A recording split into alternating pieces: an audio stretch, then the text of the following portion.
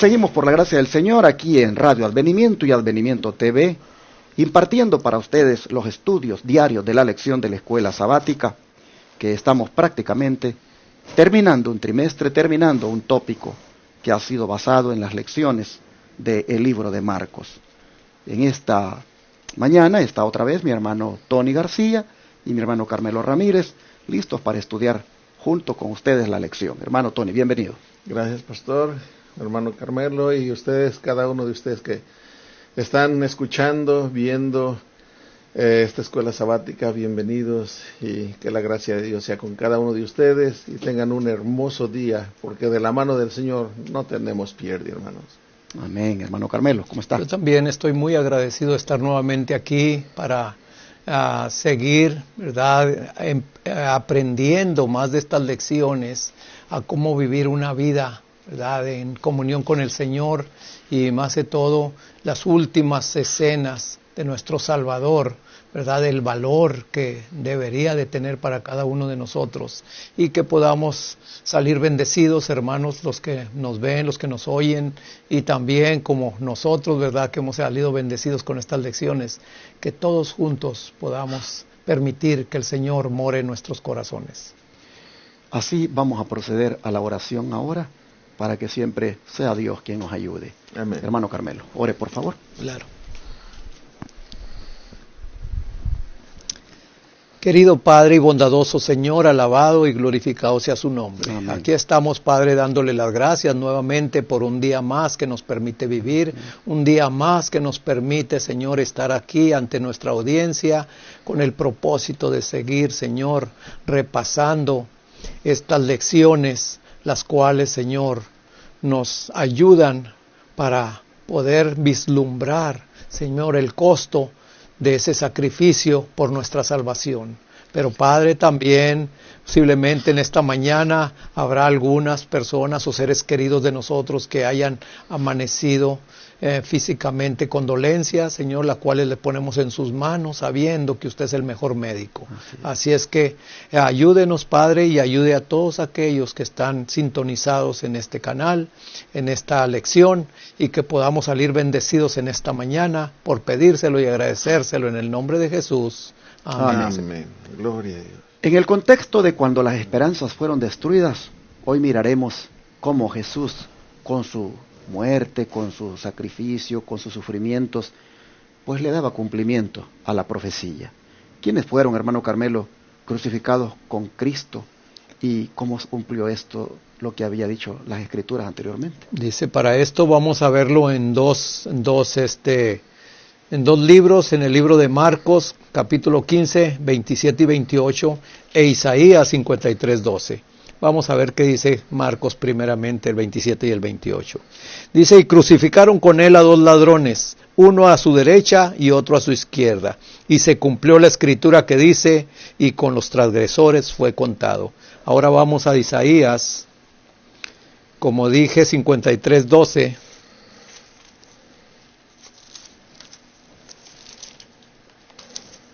Que dice así: por tanto yo le daré parte con los grandes y con los fuertes, repartirá despojos, por cuanto derramó su vida hasta la muerte y fue contado con los transgresores. Y llevó él el pecado de muchos e hizo intercesión por los transgresores. Aquí podemos estar viendo, hermanos, cómo la profecía se cumple y cómo la profecía, ¿verdad?, tiene su cumplimiento en todos los tiempos. Así también podemos ver que aquí lo que vemos en el capítulo 53, 12, dice que él tomó parte con los fuertes, pero también dice que derramó su vida hasta la muerte y fue contado con los transgresores. Aquí, como pudimos estar leyendo también allá en Marcos, que fue crucificado, ¿verdad?, con dos ladrones, dos malhechores, uno a la izquierda y otro a la derecha, en medio, fue el centro, ¿verdad? Y más adelante vamos a ver qué quería decir ese lugar que Jesús está ocupando en medio de los dos malhechores. Qué interesante colocarlo en el centro, como que si él fuera el principal de ellos. Pero así nosotros vemos que las profecías se cumplían. El Señor fue contado con los transgresores. Las profecías lo decían claramente. Vamos a mirar el don de profecía para ver cómo es ampliado estos versículos. Hermano Tony, si es tan amable de leer sobre... Sí, dice así: con corazón anhelante había escuchado para oír alguna expresión de fe de parte de sus discípulos. Había oído solamente las tristes palabras. Esperábamos que Él era el que había de redimir a Israel. Cuánto agradecimiento sintió entonces el Salvador por la expresión de fe y amor que oyó del ladrón moribundo. Mientras los dirigentes judíos le negaban y hasta sus discípulos dudaban de su divinidad, el pobre ladrón, en el umbral de la eternidad, llamó a Jesús Señor. Muchos estaban dispuestos a llamarle Señor cuando realizaba milagros y después que hubo resucitado de la tumba, pero mientras pendía moribundo de la cruz, nadie le reconoció sino el ladrón arrepentido que se salvó a la 11ª hora. Aquí quiero detenerme un poquito. Hermanos, aquí este hombre estaba ya en sus últimos días, porque cuánto más podría vivir estando en la cruz. Dice que lo más que duraban eran 3 días. Eso era lo máximo que duraban. Y quién sabe cuánto iría a durar él. Pero aún allí él reconoció a Cristo Jesús y el Señor le prometió salvación. Y esa promesa, hermano, no hay pecado tan grande que tengas que si te arrepientes de todo corazón, verdaderamente como lo hizo este ladrón, hay perdón para ti.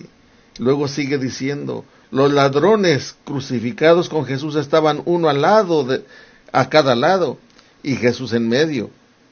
Así se había dispuesto por iniciación de los sacerdotes y principales. La posición de Cristo entre los ladrones debía indicar que era el mayor criminal de los 3. Así se cumplía el pasaje: fue contado con los perversos. Isaías 52:12.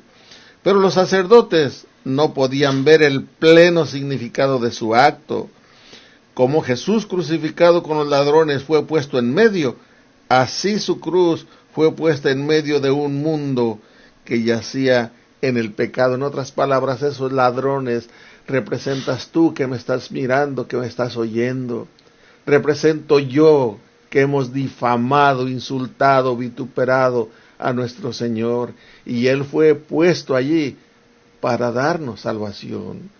Qué hermoso pensamiento nos lo aclara aquí la sierva del Señor. Él fue puesto en medio de un mundo que estaba en medio de pecado. Y ahora lo que nos menciona la historia de la redención, página 233, dice: en su condición de sustituto y seguridad del hombre, la iniquidad de éste fue depositada sobre Cristo. Se le contó entre los transgresores para que pudiera redimirlos de la maldición de la ley. Él, el portador del pecado, soportó el castigo legal que merecía la iniquidad y se hizo pecado por el hombre. Aquí está diciendo que Cristo Jesús era el portador del pecado. Él no pecó, pero ¿por qué se le dice portador del pecado? Porque todo el pecado cayó sobre él. Por eso no hay pecado tan grande que no pueda ser perdonado por la sangre de Cristo Jesús, mi hermano. Saben que estoy impresionado cuando la sierva del Señor, Elena White, dice que muchos estaban dispuestos a llamarle Señor cuando realizaba milagros. Y después que hubo resucitado de la tumba también. Pero mientras pendía moribundo de la cruz, nadie le reconoció, sino solo el ladrón arrepentido que se salvó a la 11ª hora. Hermanos y hermanas, también nosotros pues fácilmente le llamamos Señor mientras hay trabajo, mientras hay comida, mientras no hay problemas, mientras todo está bien. Nosotros le llamamos Señor y nos gozamos, ¿verdad?, en eso, y está muy bien. Pero ¿qué cuando llega la prueba? ¿Qué, hermanos, cuando viene el problema? Allí ni a la iglesia queremos ir. ni mucho menos cantar, ni mucho menos orar. ¿Y qué pasó con nuestro Señor? Aquel Señor que le cantábamos cuando el cheque estaba allí, hermanos. Seguro, cada mes o cada quincena o cada semana. ¿Qué pasó con ese Señor? Que cuando no habían pruebas, nosotros nos deleitábamos en Él. ¿Por qué ahora cuando hay problemas? ¿Por qué ahora cuando hay dificultades, como que ese Señor no existe más? Creo que deberíamos nosotros, hermanos, reflexionar sobre esto que debe ser para nosotros el Señor todo el tiempo. Debe ser Jesús para nosotros el Señor en todo momento. Interesante que diga, solo cuando realizaba milagros le llamaban Señor, pero cuando pendía de la cruz, solo un ladrón lo reconoció. Solo un ladrón le llamó Señor. Oh, mis hermanos, esta es siento yo como una amonestación para nosotros, de cómo al Señor todo el tiempo debemos reconocerlo como tal. Así nosotros miramos que el ladrón, pues él lo reconoce, ve en él prácticamente a su sustituto, y nosotros debemos por lo tanto hacer lo mismo, mirar al Señor, hermanos, como nuestro sustituto, como el que realmente, hermanos, está allí por nosotros. Nosotros somos los que deberíamos de estar allí. Interesante cómo impresiona esto. Pero hermano Carmelo, todavía vamos a ver más. ¿Qué hacen los soldados con la vestidura de Cristo ese día cuando le crucificaron? Y cómo también eso fue predicho por David, porque estamos viendo cómo en esos sufrimientos las profecías se están cumpliendo.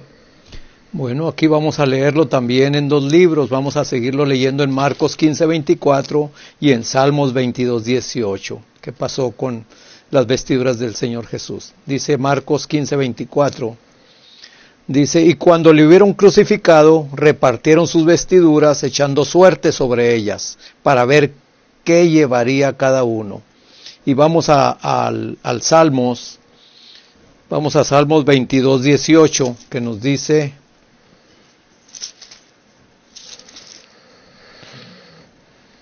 repartieron entre sí mis vestiduras y sobre mis ropas echaron suertes. Aquí podemos ver, hermanos, como dije antes, ¿verdad?, burlándose, tanto los soldados como la turba, como todos ellos, ¿verdad? Y aparte de eso, no se conformaron con burlarse, sino que hasta lo desnudaron y le pusieron otras vestiduras. Y las vestiduras de él, como dice, como está la pregunta ahí, ¿verdad?, echaron suertes para ver quién se quedaba con cada una de ellas. Entonces, ahí podemos ver que la profecía, como dice ahí en Salmos, ¿verdad? Salmos 18, que se la repartieron. Entonces ahí podemos ver, hermanos, también que las profecías, sin saber, sin querer ellos, se estaban cumpliendo conforme a la palabra del Señor, porque la palabra del Señor se cumple a su tiempo y en el tiempo del Señor. Entonces nosotros posiblemente hoy, tú, mi hermano, mi hermana y yo, estemos cumpliendo con una profecía, pero que no sea una profecía como lo hicieron esta gente, ¿verdad? Sino que estemos cumpliendo con una profecía en la cual, ¿verdad?, nos dice que ya el Señor tiene contados sus hijos, que podamos estar dentro de ellos, de esos sellados, ¿verdad?, que podamos estar en aquel día. Y así cumpliremos también esa profecía, hermanos. Que Dios nos bendiga. Qué interesante esto de que los verdugos se repartieran las vestiduras del Señor y que echaran suerte sobre ellas para ver qué se llevaría cada uno. Ah, qué tremendo. Era una costumbre que los verdugos siempre hacían esto. Pero qué costumbre más fea, más horrible. ¿Qué podían ellos sentir con tener una parte de la vestidura del que era sacrificado, del que era crucificado? Bueno, todo esto, las profecías decían que así sería y efectivamente se cumplió. Como el don profético, hermano Tony, nos dice que efectivamente todo esto fue parte de una profecía. Sí, en el deseo de todas las gentes, la página 695 dice así: siglos antes de la crucifixión, el Salvador había predicho el trato que habría de recibir.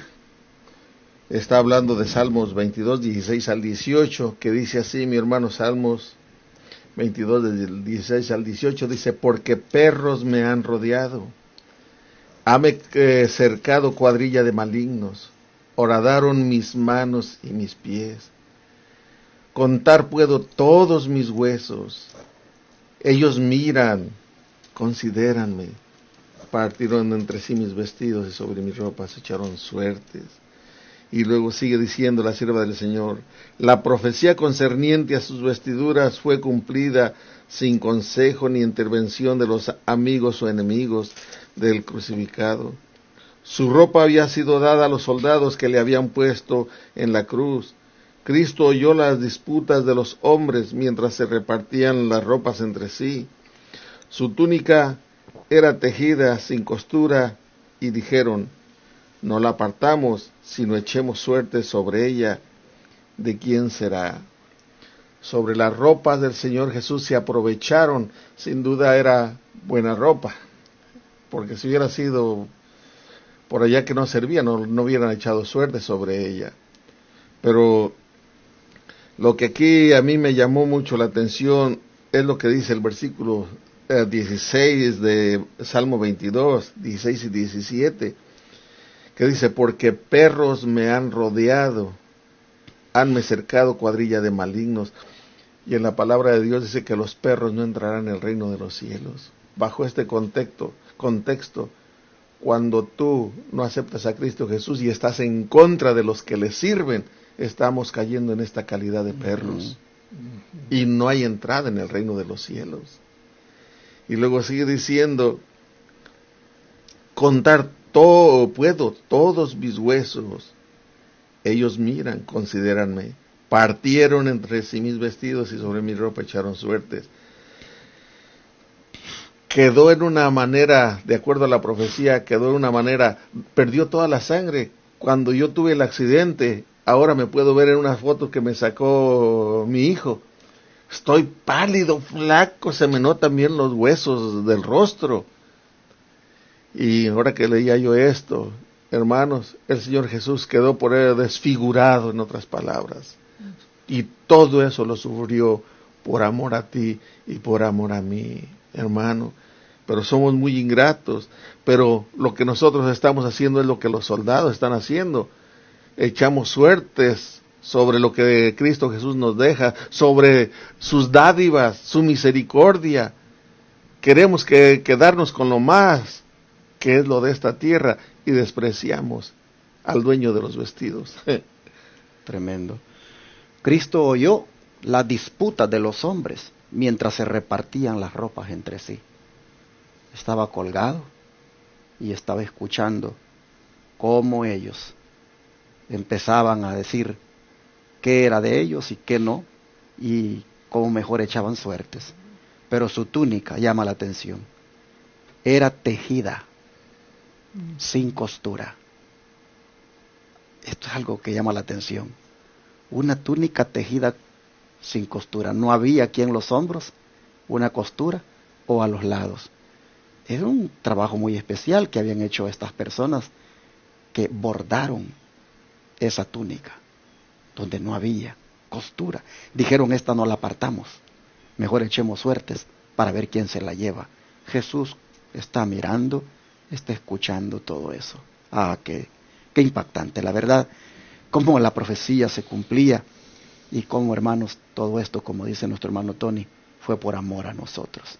Creo que es un buen momento ahora para caer de rodillas y decirle al Señor que nos ayude para que nosotros apreciemos lo que Él hizo y eso nos lleve a entregarnos completamente a Él. ¿No les parece? Amén. Vamos a orar.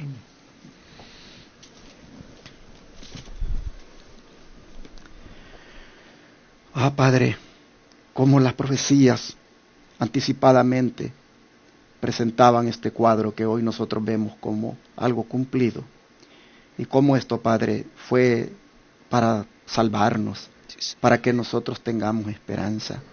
Señor, queremos darte las gracias por tu grande amor, por tu grande sacrificio que hiciste por nosotros. Padre, las burlas, el sarcasmo, todo, Señor, lo que se hizo sobre ti, sobre tu cuerpo, todo el maltrato, Señor. Oh Padre, eso es algo que nosotros lo merecemos, pero tú has sido tan grande, tan bueno, que te has adelantado y has puesto tu cuerpo por nosotros. Gracias. Has puesto tu espalda en vez de la nuestra. Has permitido, Señor, que tu cabeza sea prácticamente incrustada con esas espinas. Has permitido, Padre, que estos soldados se burlen, te despojen de tu vestidura para echar suertes. Señor, no cabe duda de que tu amor por nosotros es enorme, es profundo. Y Padre, nosotros muchas veces, inconscientes de esto, ahí vamos, Señor, viviendo como que si nada pasó. No nos duele, no sentimos, Señor, compasión, y a veces pensamos como que la salvación fuera algo automático que surgió por ahí. Oh Padre, te pedimos perdón. Amén. Te rogamos, por favor, que nos ayudes para ser más conscientes de lo que ha significado nuestra salvación. Sí, las profecías se cumplieron, pero se cumplieron por amor hacia nosotros. Amén. Cuánto te agradecemos. Gracias. Y te pedimos perdón, porque nuestro pecado fue lo que te llevó a sufrir tanto. Rogamos ahora, Señor, que odiemos el pecado, que lo detestemos, que lo rechacemos y que con tu ayuda lo venzamos. Amén. Te lo pedimos en el nombre de Jesús. Amén, Amén. Señor. Amén.